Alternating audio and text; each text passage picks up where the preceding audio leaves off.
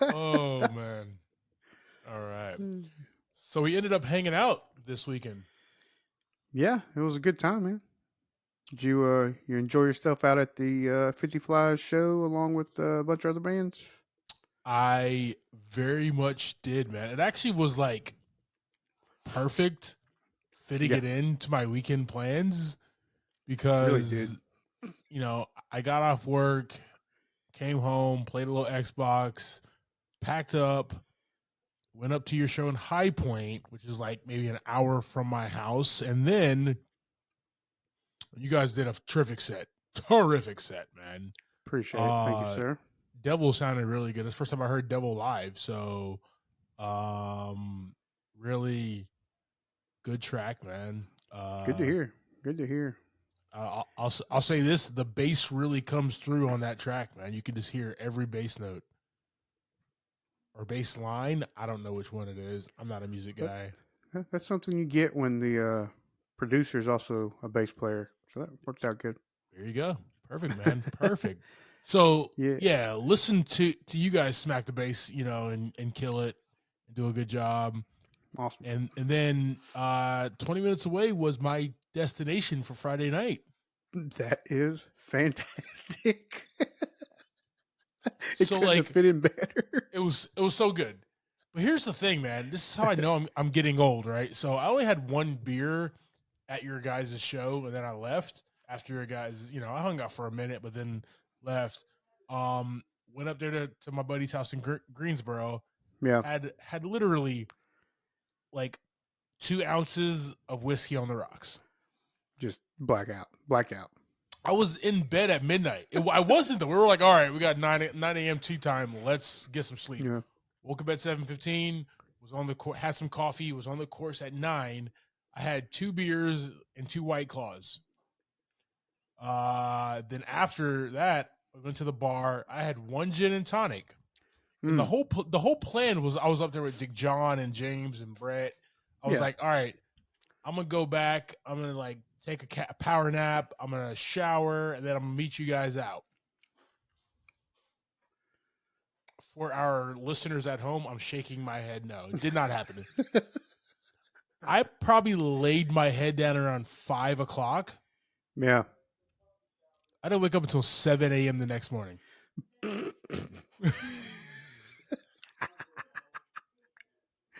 I had so many phone calls, so many text messages. Wow. What the hell's going on, Clyde? There must have been like 40, dude. Yeah, we left High Point. We were going to go straight up to Asheville before we had the whole fiasco with the RV.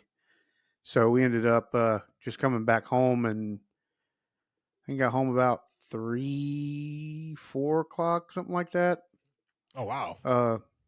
Sun came up, and I woke up like 3 hours later. Then we did it all again in Asheville. Nice. And got home about 2 because we left early, and got to bed. Sun came up, and I was up again a few hours later. So that was awesome. Gotta love it, man. All in all, it was a fun weekend. That's rock star life, bro. Yeah. But I was in bed by like 9:30 on Sunday. That sounds awesome. I think that's all. I think I crawled into bed. I didn't have nothing left. I don't gotta have anything left. I'm just gonna crawl into bed.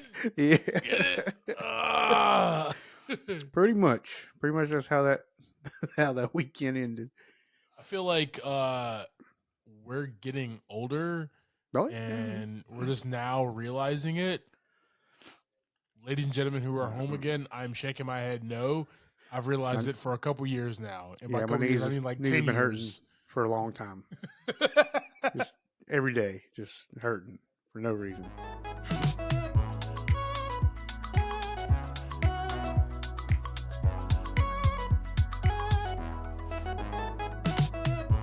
Welcome to the episode of Movie in a Pod. I'm Clyde Smith.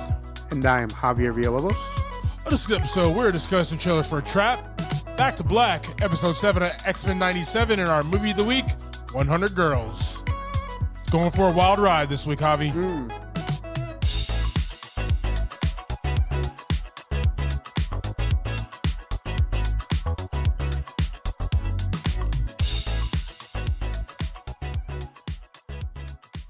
All right, team. Hope you all are having a fantastic week here.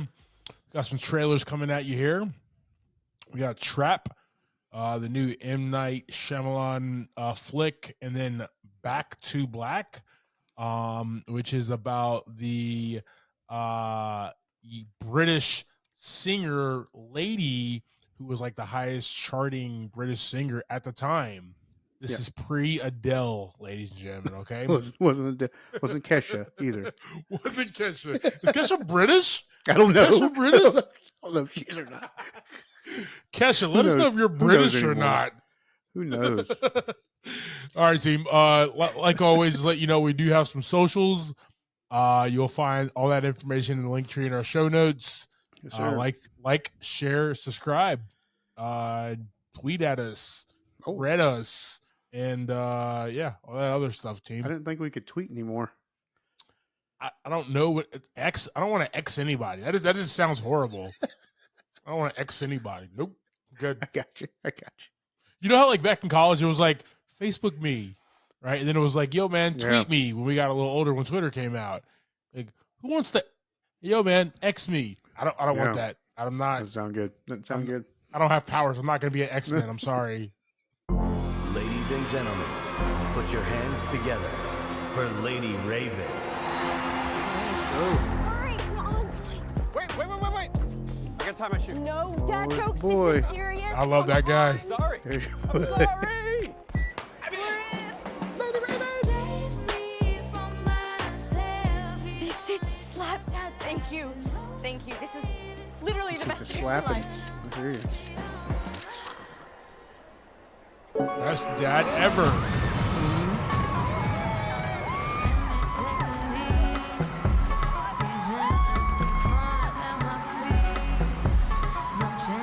Hey, I gotta go to the bathroom.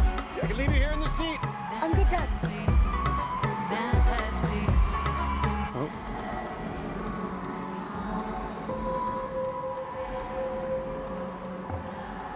Okay. Right? He's a super secret spy agent, isn't he? Cooper, Jamie. what's with all the police trucks outside? The cameras everywhere, Jamie. I'm not supposed to tell. Why are you about to tell him then? Something happening? Don't rat me It's out. the worst employee. I won't. It's the worst. You know the butcher? The freaking nut job that goes around just chopping people up? Well, the feds or whatever heard that he's gonna be here today. So they set up a trap for him. This Why would he go to a whole Taylor concert Swift is a concert? trap. Who wouldn't go Watching to all a the Taylor Swift exits. concert? Yeah, that's Checking true. everyone that leaves. Did you watch Airs? Come on. There's no way to get out of here. Fair.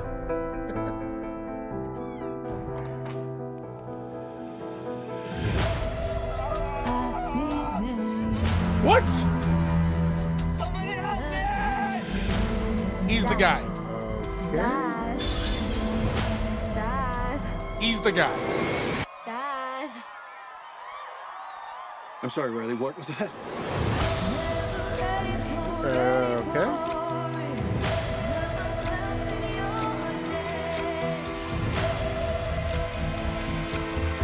Your daughter's Huh. never gonna forget this day. So,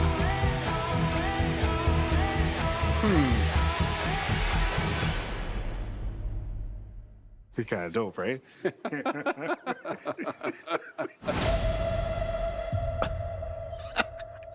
that was super creepy. Hey, team. According to IMDb, we have Trap. A father and his teen daughter attend a pop concert only to realize they've entered the center of a dark and sinister event. Written and directed by M. Night Shyamalan. I don't like Josh Hartnett as a bad guy. Right. Only because, like, he did that so damn well in this trailer. Yeah, he was able to change that facial expression super fast and be super weird. This was kind of a interesting M. Night trailer. Right? Like usually you don't get to peek behind that curtain unless we're like being tricked a little here. There's another twist somewhere in there. I didn't even think about that. You're right. I'm thinking it's like a straight up story by M. Night about this guy who is now trapped in this concert venue with his daughter. Now he's going to have to claw his way out, but also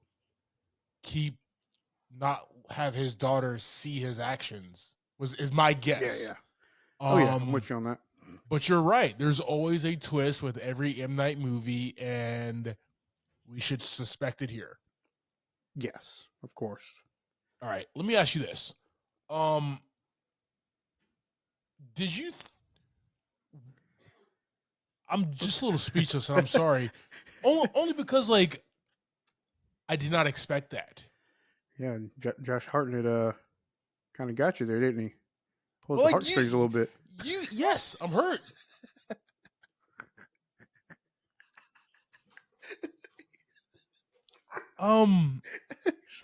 Hurt.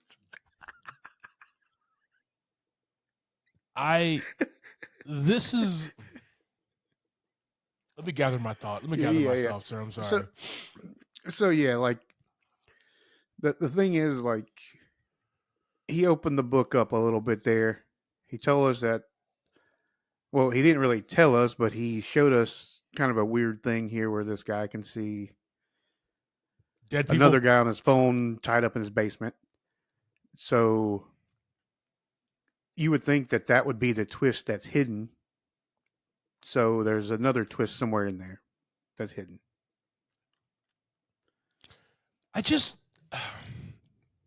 Okay, so you're right. I just thought that he was maybe because we didn't get what his profession was, that he was a cop or a detective, and he was kind of scoping and seeing it. And then the guy was like, yo, man, I really shouldn't tell you, but this is what's going on. Mm-hmm. And he's like, all right, well, I got to help this guy. Maybe his daughter gets stolen or something like that, or gets taken in there. Right. He has to, like a Die Hard situation. And pull He's going to pull a Taken. Nope. The main character is the villain, is the killer. That's pretty wild. All right. Team, we'll throw this on our socials. I'm a little heartbroken here. I'm going to write them a letter. I'm going to write Josh a strongly worded email. I mean, I will say this, man. Every good actor does need to be a villain at least once in their career, right? That is very vital. Al Pacino has done it. Robert De Niro has done it plenty of times. Denzel obviously did it in Training Day. Maybe this is Josh Hartnett, who is, at 90s and early 2000s heartthrob, making his comeback Let's go with this. So I'm excited, man. This is definitely in the theaters to watch this. If anything, we'll get some good music from Lady Raven. Who knows? Who knows, dude? You know what I mean? Maybe. All right, team. We will throw Trap on our socials. Let us know your thoughts. Also, what is your favorite M. Night Shyamalan movie? Let us know in the comments, team. I want people to hear my voice. And just forget their troubles for 5 minutes. Do you know what girl power means to me? Sarah Vaughan, Lauryn Hill. You need to know this. I ain't no Spice Girl. Okay. From primary school to sell-out concerts. It's going to happen one of these days. Voice like yours, got to. Well, it's one of the best I've ever heard. That's my daughter. That's my Amy. I met someone tonight. Stay lucky, Amy. Got an eye for the bad boys.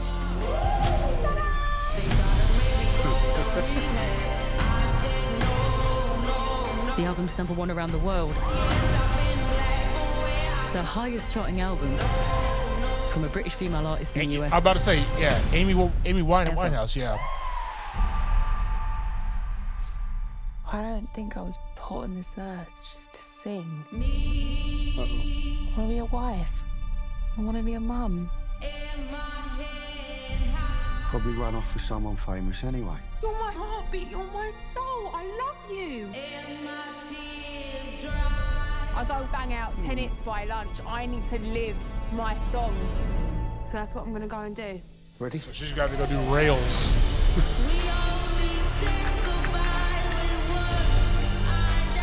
I don't write songs to be famous.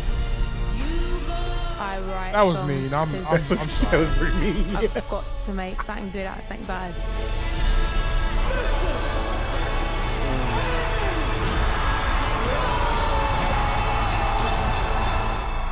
Wow.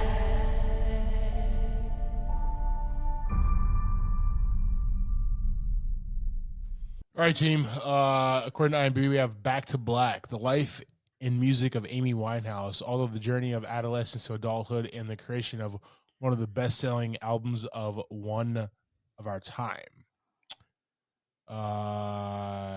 Directed by Sam Taylor Johnson and starring Marissa Abella as Amy Winehouse, Eddie Marsan as Mitch Winehouse, got Jack O'Connor, and a few other people in this film's what it looks like here. Yes, sir. JV, you're the resident rock star. Mm. What were your thoughts on this, brother? Is Oh, this this how is- is this how your rise went as well?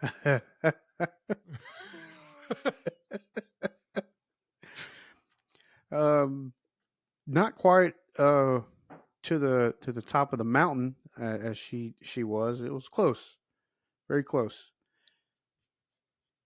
He's shaking his I'm head. shaking my head now, right now. As far as Amy Winehouse, I mean, everybody recognizes that name no matter what.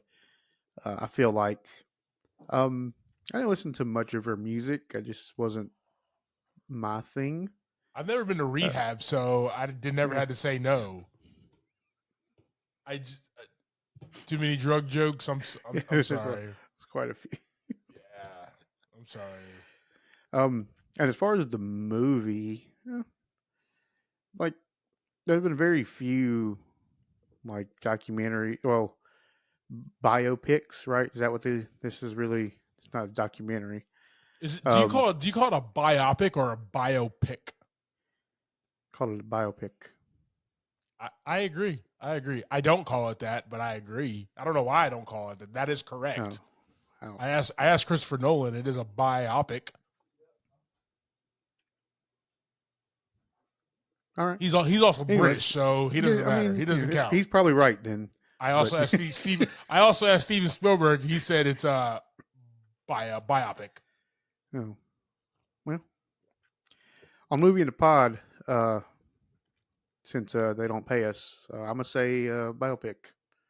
He says, "I'm gonna say whatever the hell I want to say." Either way, there's been very few of these that I've like really enjoyed.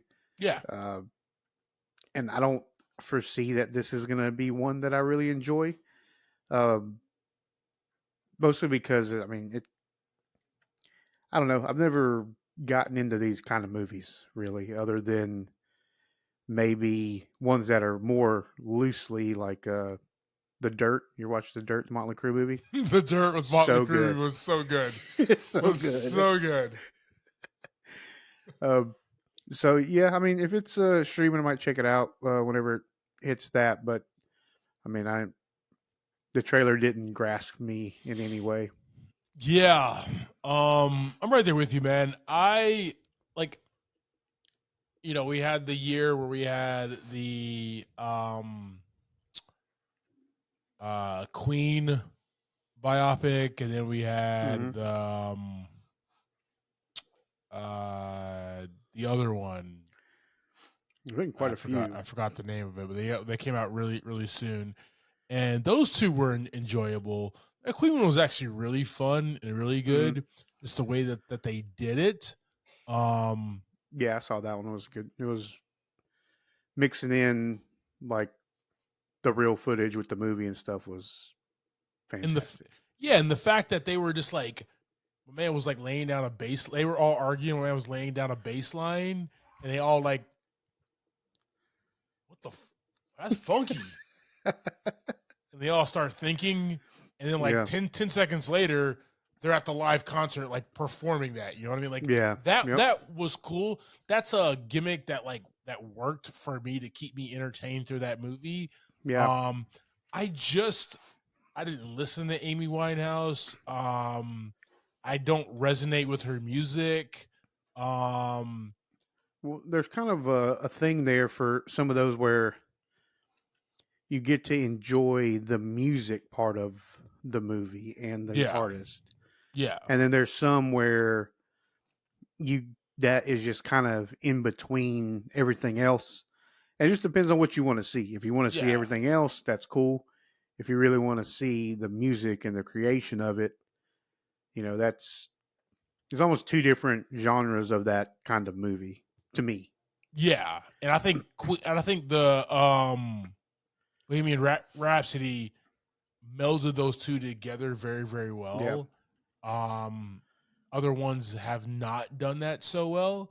But who knows, man? This could be a smash hit. The young lady who was playing her, she's on this show on HBO that I really, really enjoy. If I can remember the name of it here, give me 1 second. Industry. So she's really good in that show.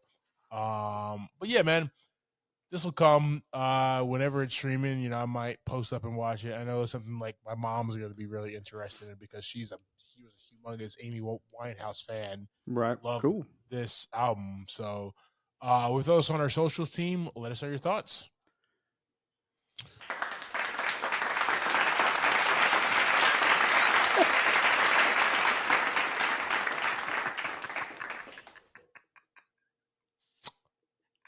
Thank you, Javier. I just bit my tongue. Thank you. I don't know why I wanted to push that button so bad. I let my thoughts get me there. I bit my tongue because I was literally just opening my mouth to say a word, and I don't know where that noise came from. I just kind of like everything clenched. Yeah. All right, team. We have X-Men 97, Episode 7, Bright Eyes. Cyclops focuses the X-Men on finding Bolivar Trask. However, when the team locates the Sentinel inventor, they realize they have all been played by a master mind. JV, we're back. Another riveting, awesome episode of X-Men 97. Give me your thoughts, brother. Yeah, we kind of get an episode where, we've talked about these so far where they're really letting these X-Men show off their powers. Yeah. So we get Rogue just go insane. Following up Gambit's death. And she's on the hunt, right? She's hunting. She's hunting, destroying, telling what else she did. You throw a tank at a bunch of dudes. I'm sure there was some casualties. Oh yeah, there's definitely some dead Marines in this episode of X-Men 97. Wow. We have a special guest appearance. That's pretty man. awesome. Yo, so I got something to say. So we get Steve Rogers, 1997. We get Steve Rogers, right? So I was inquiring this entire time, right? Is this X-Men series a part of the current MCU? And the answer is no. The answer is no. It could be a different universe. Well, it always is. That's the excuse at the end of the day, isn't it? That's the excuse now. Damn TVA. But yes, different universe because he was a capsicle until what 2011, something around that time. Yeah, that's when the first Avengers movie came out, was 2012. So let's say a year before those events, maybe. Honestly, I did not do that kind of math. I didn't did catch it. that. I did it as Didn't soon as catch- I saw Steve. As soon as I saw Steve, I was like, I didn't think about that. okay, different universe. Trying to But play he it up did go there. back. But he did go back in time, right? And grew old. Oh man! Now you messing with the timeline right now. Yeah. Now we're in it. Morbius is about to take me out. Figured it out. Oh, dude. All right.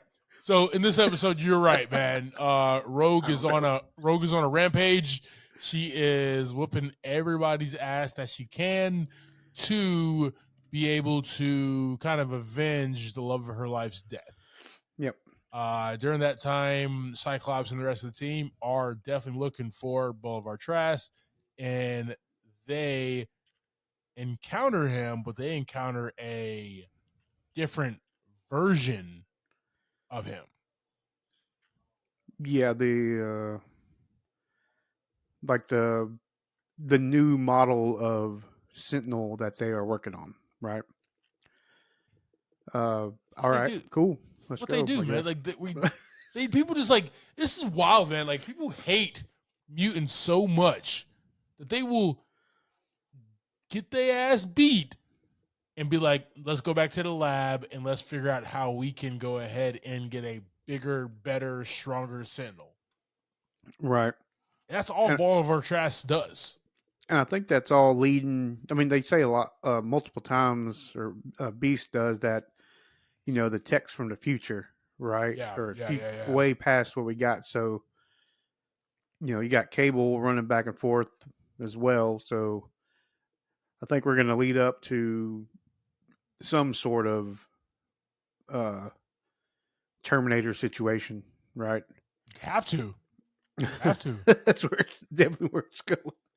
Might get Arnold himself here. You know what I mean? So yeah, we'll see where it goes. I mean, definitely a good, very emotional follow-up episode to last week. You know, yeah, we're on the everybody's grieving right now. So I like that we have Theo James as this guy named Bastion, and I'll be honest with you, if I have ever met this or encountered this guy Bastion before, don't remember at all. What about you?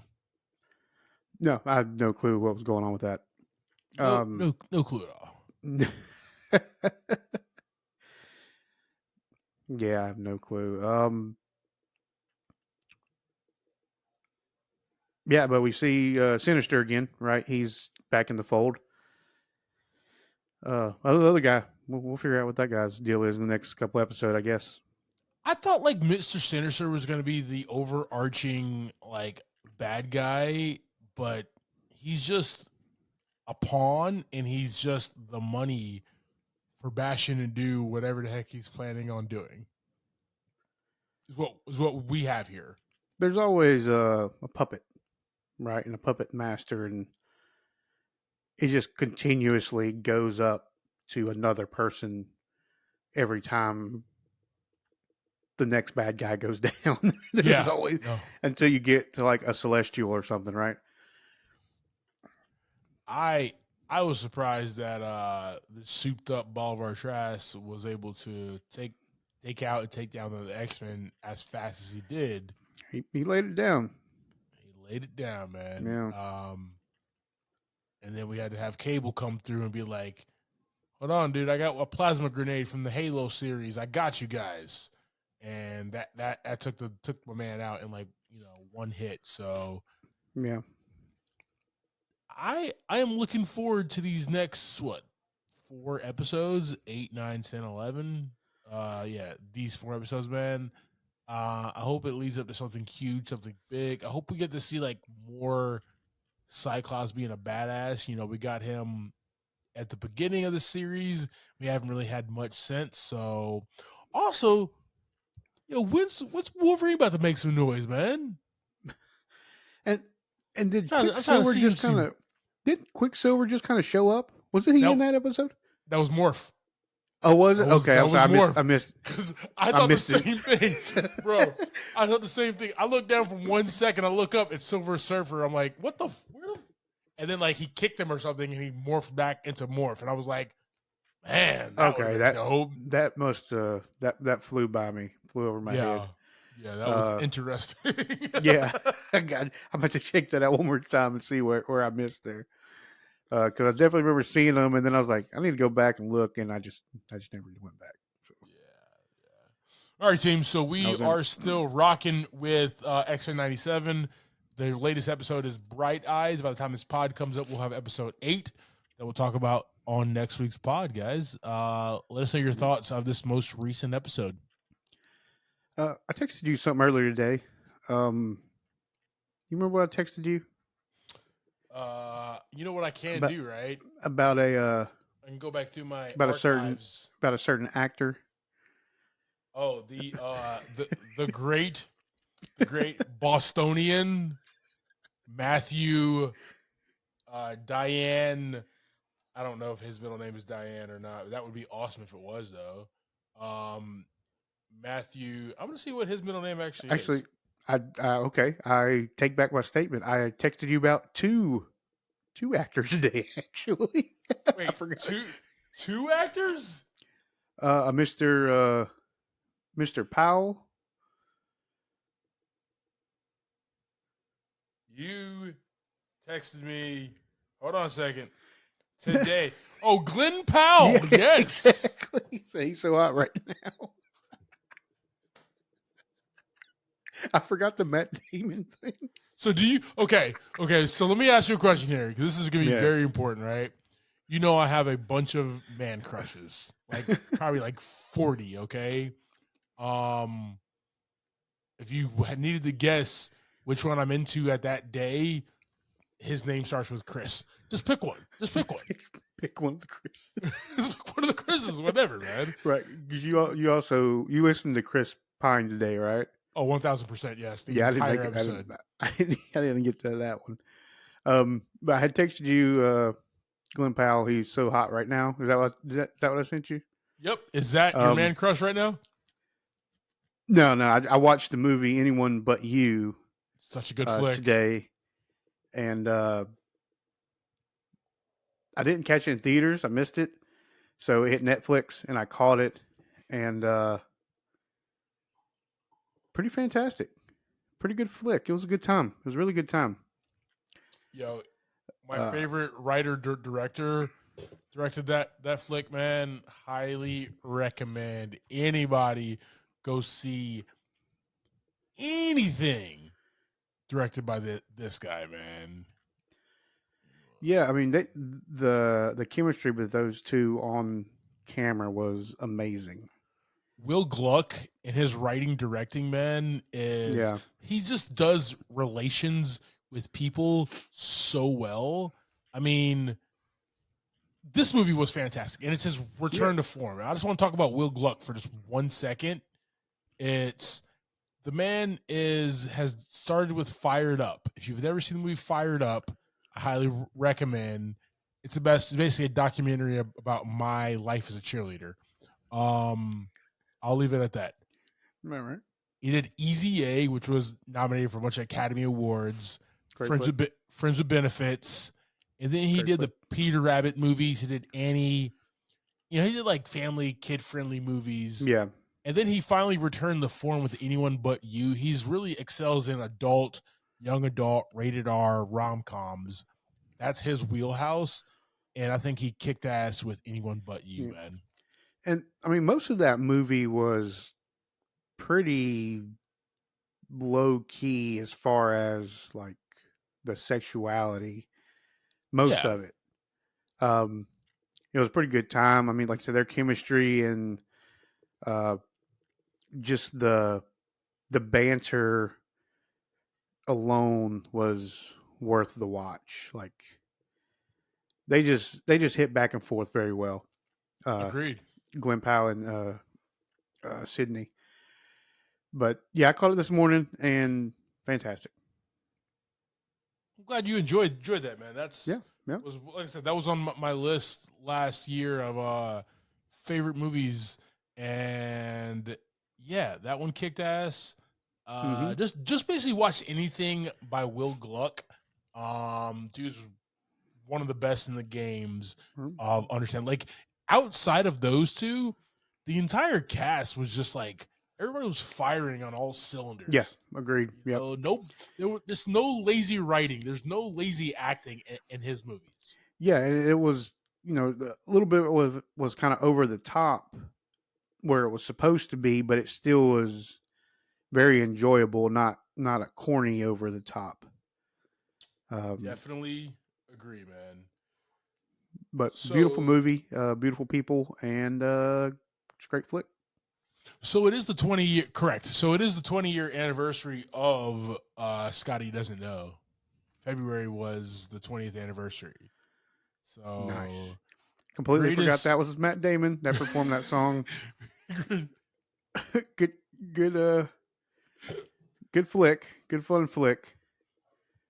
It's on our list to fit in this season. We got to get it done. We did road trip. We got to do Euro trip. So and just that song was just him singing the song and it just being the song it was for that time, and listening to it now, still fire song, still fire. Like nobody for like okay, it's in the zeitgeist, right? Where Euro Trip was a good comedy for its time. Yeah. Is it memorable like The Hangover or Coming to America and stuff? No, it's not that level. But is that song one of the most memorable songs in a movie of all time? It's up there. It really is. It really is. Right? It really is. And like I said, it's the song on its own is just a fire song anyways. Yeah, definitely enjoyed that, man.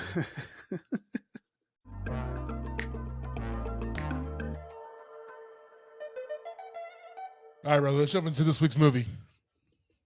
All righty.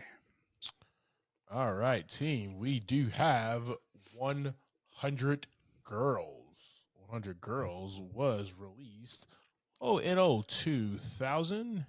Nice. Had some other films that was released that year. Let's go with a little bit of list here. Guys, we had Unbreakable, had Frequency, we had Bring It On, Scary Movie, Requiem for a Dream, American Psycho, The Patriot, Mission to Mars, Almost Famous, Sound of Fury, Memento, Fire Cell, Oh Brother, Where Art Thou, Road Trip, Final Destination. It's so good, man. Aaron Brockovich. Traffic, The Watcher, Cruel Intentions 2, The Sixth Day, 28 Days Later, Left Behind, El Dorado, X-Men dropped. You know what I mean? So many bangers. Every one of those 24-year-old movies, I remember like I watched them a couple days ago. Yep. Fantastic.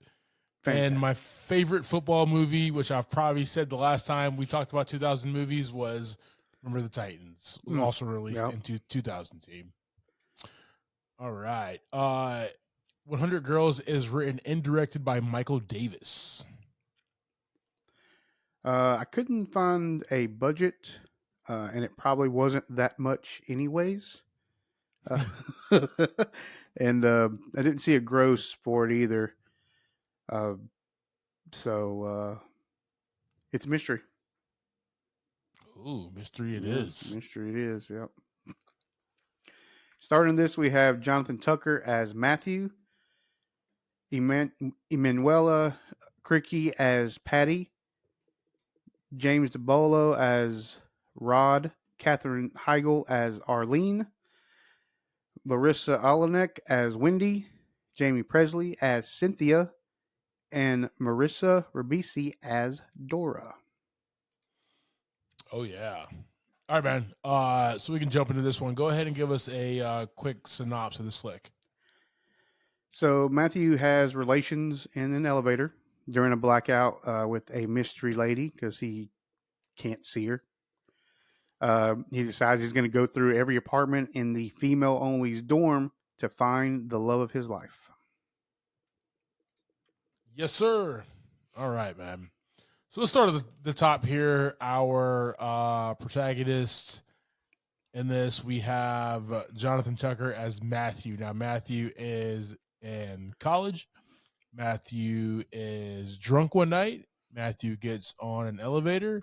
Matthew hooks up with a young lady when the elevator breaks down in the guise of dark. Um, he doesn't end up knowing who she is. No clue. Literally a one night stand. He's in college, That's right? one way to do it, I guess. Where and he's in college where you know that's kind of the norm. This is 2000, right? So it was around that road trip, Euro trip era, right? Where you can, you know, it was what it was, but he's a different guy. And I like that, man. It wasn't just, yeah, man, I hooked up, whatever, on to the next one. He felt a wild chemistry with the girl, and no other girl compares. And he just wants her. He doesn't want to go out. He sees all these other girls, even through his like search for her in the girls' dorm. He just wants this girl who he has this cosmetic destiny with, man. For me, watching this as a young 20-some-year-old, this was tough for me to relate to, but also like very hopeful. That is a man that we all want to aspire to be. That he was a tough watch for what he was going after, because he was surrounded by 100 girls. Okay, the movie's called 100 Girls. He's surrounded by all these girls in the girls' dorm. He makes this big plan to kind of get behind enemy lines in the girls' dorm, and he's in there. He can have his pick of any one of these women, and he is singularly focused on his mission. So he could be. So he could just be like, I'm just gonna hook up, whatever. I'm in here. I'm gonna have a good time. But he has a North Star. He does do that, actually. He does, but he has a North Star, though.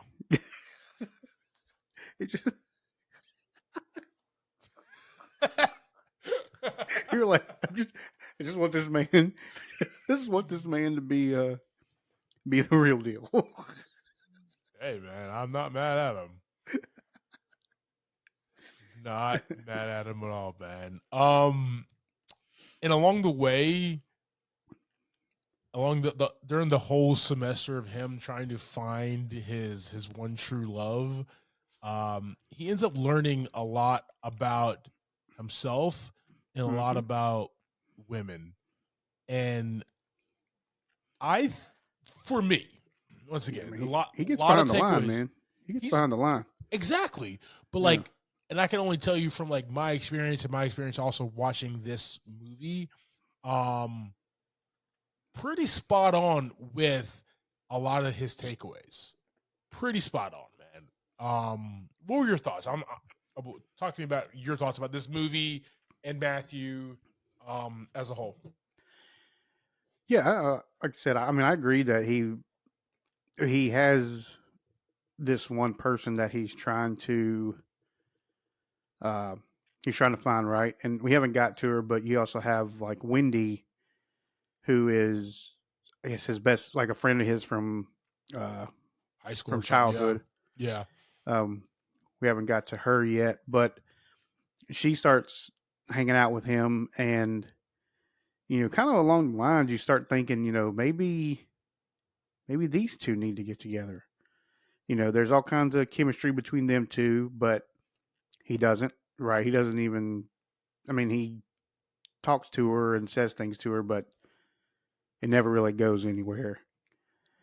And then you've got all these other girls that he meets, like you said, and he does continuously keep that, I'm just trying to find this girl and doing his investigations, right? Yeah.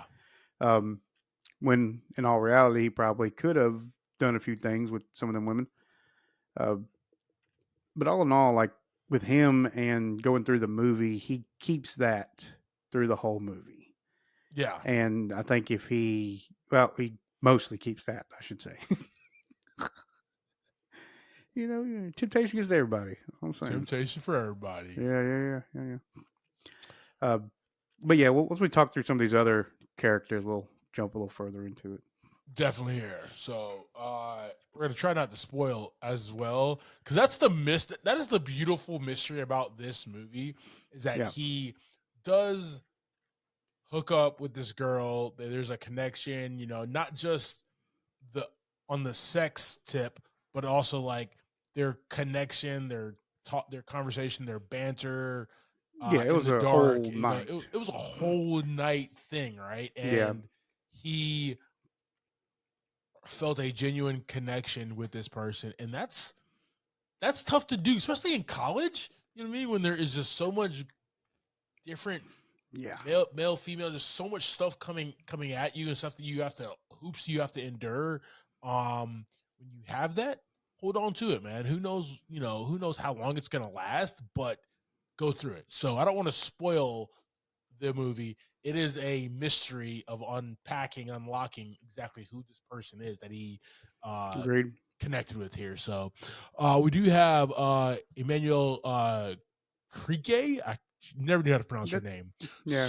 Salone from Entourage is what I always call her. Anyway, she also plays in on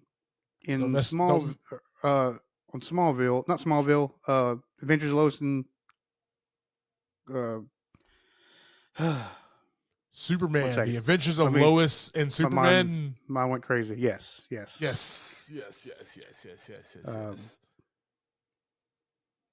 Very, very fun character in there as well. Sorry. Filmed in Alberta, Kansas, Canada, right? I believe. I don't know. Don't quote me on that. Anyway, she's Patty. She's one of the girls in the dorm that he gets into. Now, the dorm is quoted. I love the name that him and his buddy Rod call it. They call it the Virgin Vault. Love that name, by the way. Love it. Right? It's straight just like a 18, 19, 20-year-old guy would call it that, right? Put yourself in the mind of young, like college age boys. So it's the Virgin Vault. She's one of the girls that he meets, and she is dealing with maybe an ex, maybe a current boyfriend who is kind of too physical with her. Crick, we'll talk about him in a few minutes. He's kind of our antagonist who keeps popping up here. But when we finally get Matthew and Patty, and I love Matthew's inner monologues while he's talking to all these different girls as well, right? Yeah. She's the type of girl that like is oozing with sex, right? And there's always that one girl, either in high school, in college, at wherever you are in life. There's always that one girl that is just oozing with it, right? Who just like, she'll know what she's doing, right? And that's how he feels towards her. But he also looks at her and goes, that's not a girl that I can probably settle down with and take to mom. Like, it's just not, right? Yeah. And this is early on when he meets Patty in the Virgin Vault, where he really hasn't taken down he hasn't really learned or how to interact with women yet, man. I think that's what happens throughout this film here. James DeBello as Rod. JV, take it from here, man. I think we all have a Rod in our friend group. That and like this guy James, I mean, he was a staple for this character. Yeah, perfect for many years. Yep. He always just had that kind of, lack of a better phrasing, like stoner vibe, hippie kind of vibe. And he's had it through, let's see what, he was in American Pie, Detroit Rock City, Scary Movie, a few other movies like that. He did have a stint of some like horror movies as well. Yeah. But every time I see this guy's face, this is kind of that's the personality I see is is that guy, and he's always played it so well, and he did it in this movie too. He was just real chill, real weird, um, and basically just trying to explore right his sexuality, and doesn't do a very good job of it, other than with himself apparently. Yeah, he's. I mean, He talks a lot, but doesn't do much. it's weird, man, because like we all know a Rod. There's a Rod in every guy group, and we're like, we keep him calm down, around. guy. We're keeping him around because he can be funny at times, but he's a little disgusting. He's a little too sexist. He's typically a narcissist. But what I did enjoy about this character in this, like this Rod, is it was kind of a shell.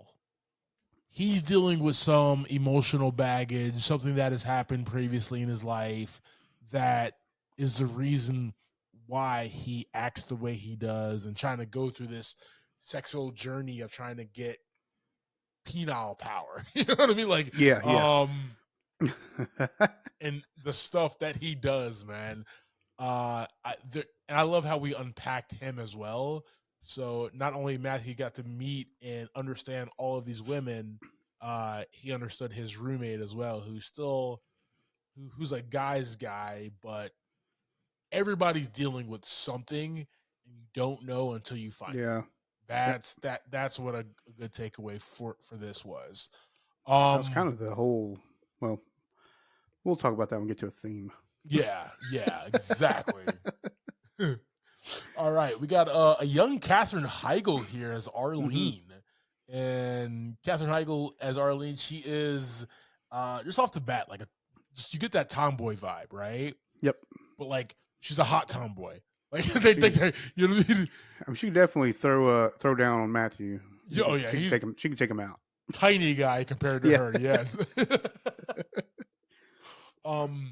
You know, she wants, you know, she's in on a Friday night and she wants to play foosball. Matthew's there and they play foosball, but during that interaction it's kind of battle of the sexes. Yeah. And I really thought this was a cool addition to the flick is they used the game of foosball just to have them kind of go back and forth in a way and have these conversations where you know, men this, women that, battle of the sexes. And I thought that was just one of the stronger parts of this film and explained why Michael Davis wrote and directed this movie, like what this was about.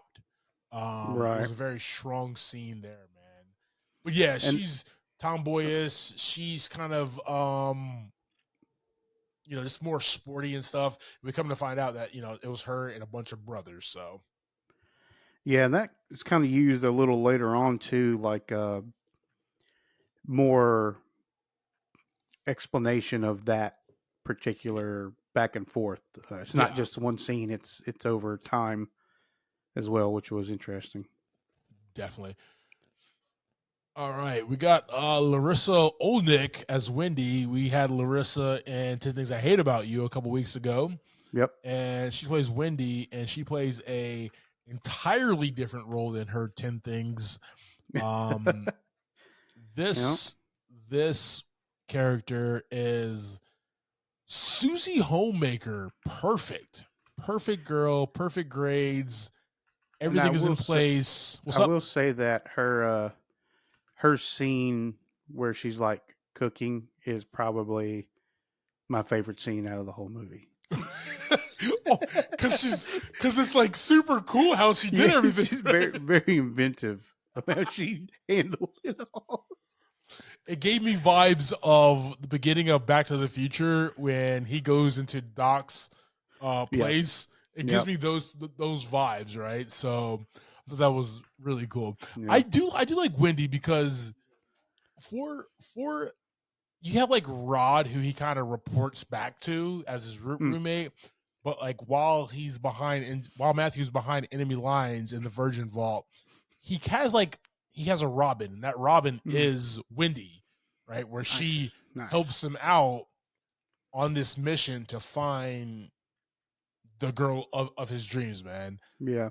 And she does that to a T. Like, she even has these girls looking away while he'll run in there and match up. We didn't add that part. When he came out of the elevator the next morning, all he had was she walked in there with her clean laundry. And the only thing that was left over when he got out of the elevator was her panties. So what he's doing is trying to match up.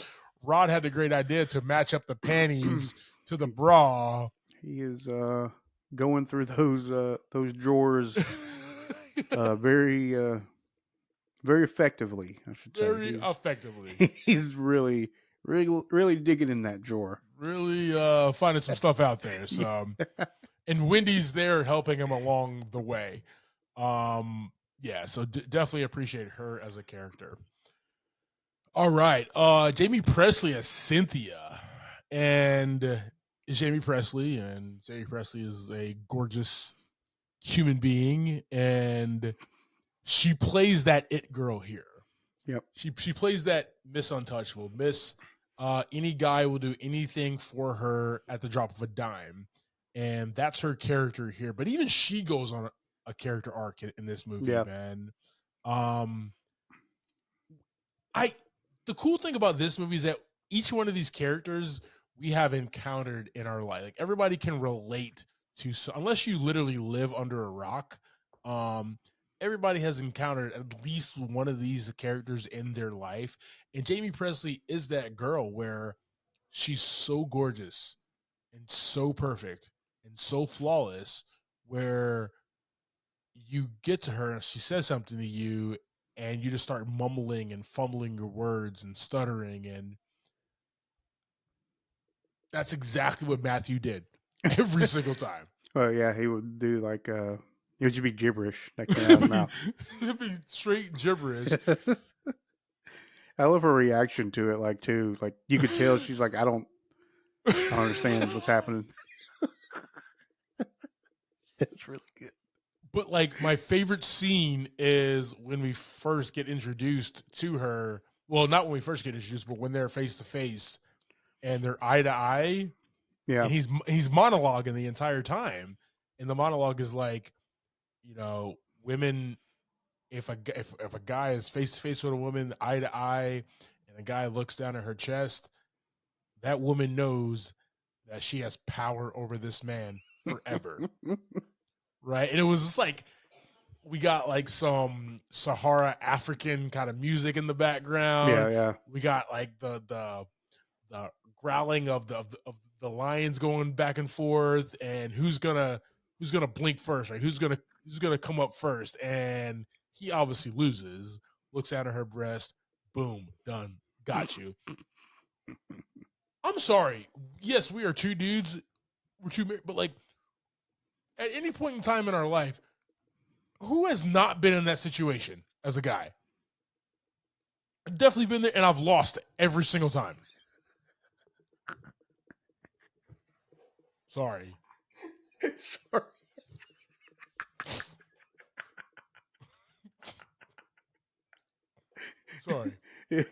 Sorry, I'm a dude. Sorry, I'm just a guy. That's the joy in this movie, man, is the realness where you look at it. You know that, okay, so I don't know if you saw Once Upon a Time in Hollywood with Leonardo DiCaprio where he's sitting on his couch. I don't think I caught that one, no. Okay, well, you've seen the meme where he's just like, hey, that's me. That's me right there. Yeah. I'm watching 100 Girls, and that's me. I'm like, I've seen that, done that. I know that person, right? Like, through each one of these situations, man. So, I like her. Like, everybody has a good arc through this movie here. We have Marissa Ribisi as Dora, and Dora's the outcast. Dora is the she's basically the opposite of Cynthia.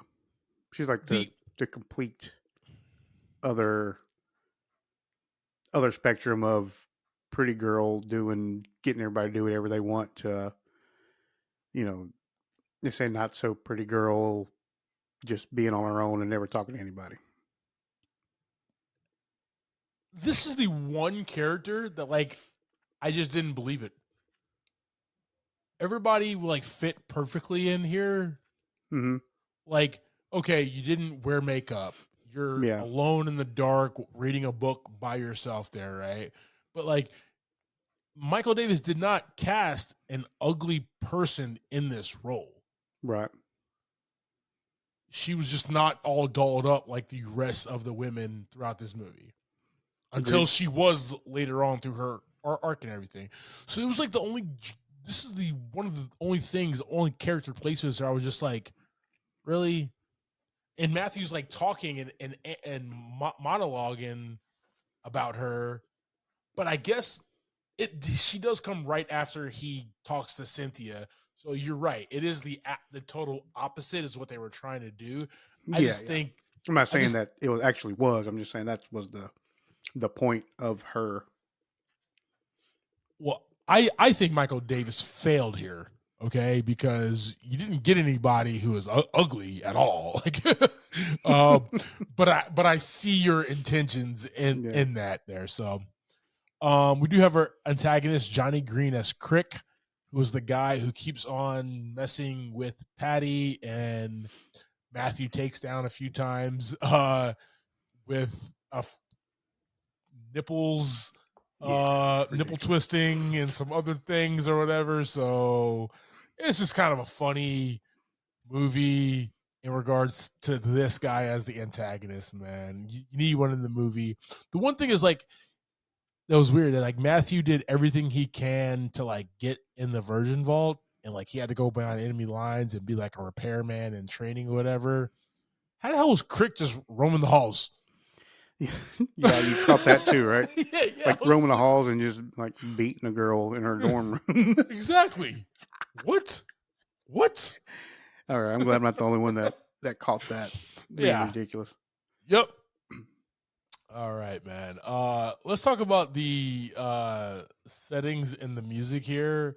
And I like that they kept it. Obviously, we don't have a budget. It probably wasn't like a big, theater release movie. Yeah. But now, I think Wiki said it was straight to demand or something like that. What did it say? Gotcha. Straight to VHS. Direct to video. Direct. That's right. We're talking about 2000. There was no demand then. Direct. So you had to go to Blockbuster for this one, guys. Yeah.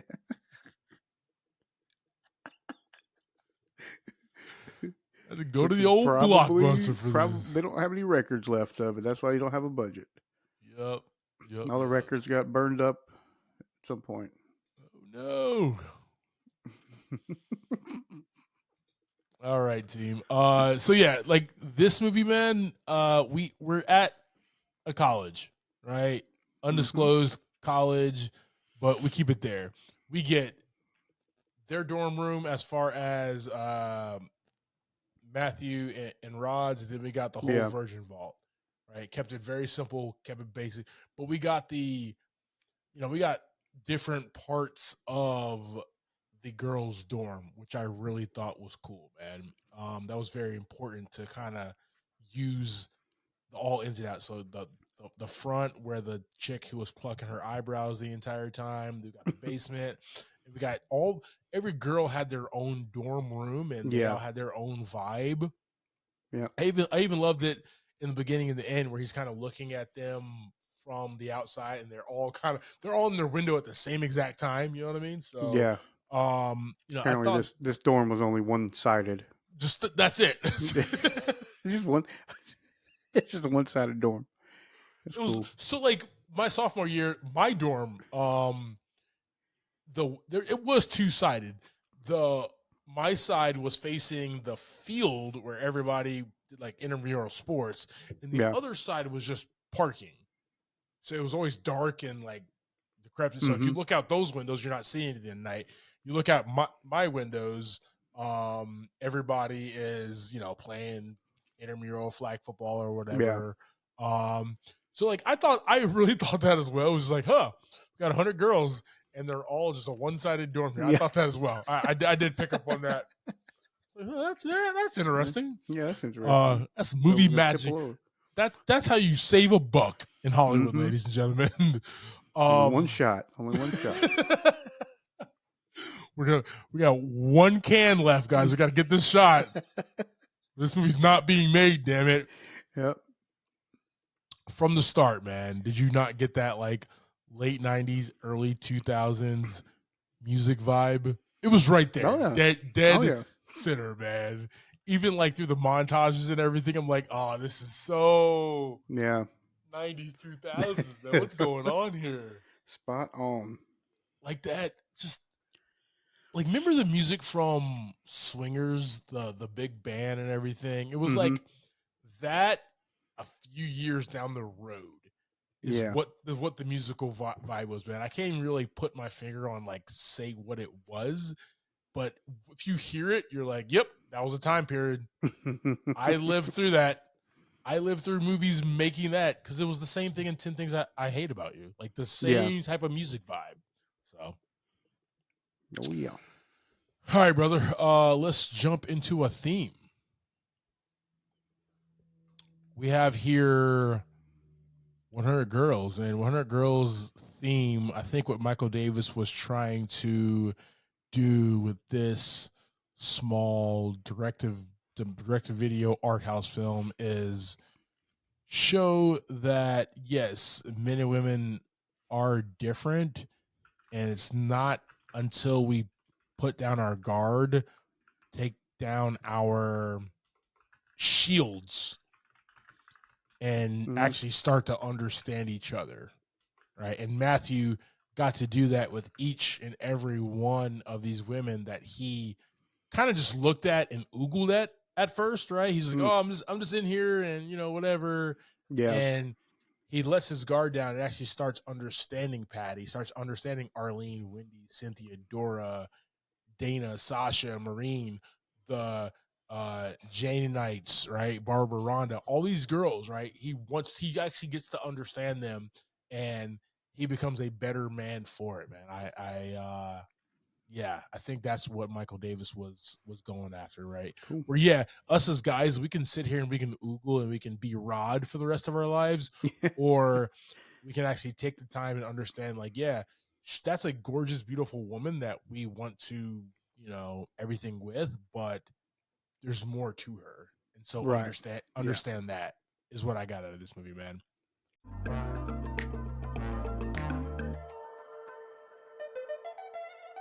All right, team. So that is our conversation about 2001's 100 Girls, directed by Michael Davis, starring my man Jonathan Tucker. JV. Boy. Yes, sir. First time watching this flick? Yes, sir. All right, give me your thoughts and ratings on this, brother. You know, there were certain parts of this movie that made me laugh a little bit, but I'll be really honest, I did not laugh through this movie very much. Okay. I don't know. It was something. It gave me more kind of creepy guy vibes than it did like romantic comedy vibes. Gotcha. Yeah, and you know, you watch like Road Trip and Euro Trip and those movies we compare a lot of the movies to at this time. This one kind of gave me more. I mean, this guy was like rifling through panty drawers like through a good chunk of the movie. You know, he's breaking and entering into these girls' dorm rooms and just going through all their stuff. It's an invasion of privacy is what it was, yeah. But yeah, I don't know. I just didn't connect to anybody really to be like, other than like a few things like you were talking about, like just the normal interactions between people. Yeah. But like through the whole movie, none of the characters I like really enjoyed. Yeah. And I think I got a little bit of a creep fest out of it rather rather than like I said, like a romantic comedy I got you. or comedy movie. Um, so yeah, I mean, I watched it all the way through, and I don't have like terrible things to say about it by any means, but I think it's gonna get 2 buckets of popcorn from me for this week. Okay. Okay. Yes, sir. What about you? Yeah, man. So, I probably first watched this movie in like 2005, something like that. So you were cool with all the panty rifling then at that point? I mean, I was an 18-year-old boy when I first watched this movie, Exactly. right? Yeah. And I like had a different connection with it if I had watched it at that point. exactly. So like I do, and that's kind of Yeah. the beauty of this conversation here, where like I do have a different connection with it because I was an 18-year-old boy who, we had female friends in high school and stuff like Mhm. that, but I was about to venture into the world without my mom and dad and having to deal with things and relations without my core group of guys that I can just kind of be like, yo, Javi, go talk to that girl for me, Yeah. right? I don't have that anymore. So like this movie, for me, I used it as like a something that I can arm myself with, where Right. I can be a Matthew or I can be a Rod, right? Or I can be or the big extremes, like I can be a Crick, right? Like I'm talking about 18-year-old Clyde Yeah. here, damn it, okay? Yeah. No, I'm with you. I'm with you. And I have revisited this movie about 4 or 5 times since then, right? Including Yeah. when I watched it for this pod here.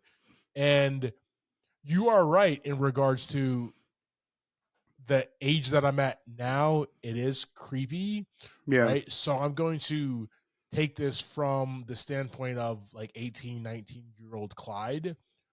For me, the low budget, but what they were trying to do in regards to explain the battle of the sexes in a very interesting, different way. We've had Yeah. battle of the sexes type movies before. Some done very, very well, some done very poorly. Mhm. This one was a very interesting, where it's not just him exploring women and trying to understand them, but him just understanding the entire vibe and him becoming a better man for this journey Yeah. that he went on. And you do get to see like the female side of a lot of those interactions as well. Yeah, he wasn't like he wasn't like a slime ball the entire Yeah. bad intentions at first, but remember, he got that idea from Rod. I mean, you're right. He did it. He can't use that in the court Yeah. of law and say, "Well, Rod said it was a good idea." I get Yeah. that, but he let that go real fast and tried a couple of different other approaches. And that's the thing. Like, I think that was the creep line of it was like just dudes going through and literally just rifling through panties and other things. Yeah, And that was for me as a however old we are now. I always forget. You as a father of 3 girls right now, it's just can't do it, won't do it. My daughters will never, ever Never go to college, damn it. You will stay here and work on the farm, woman.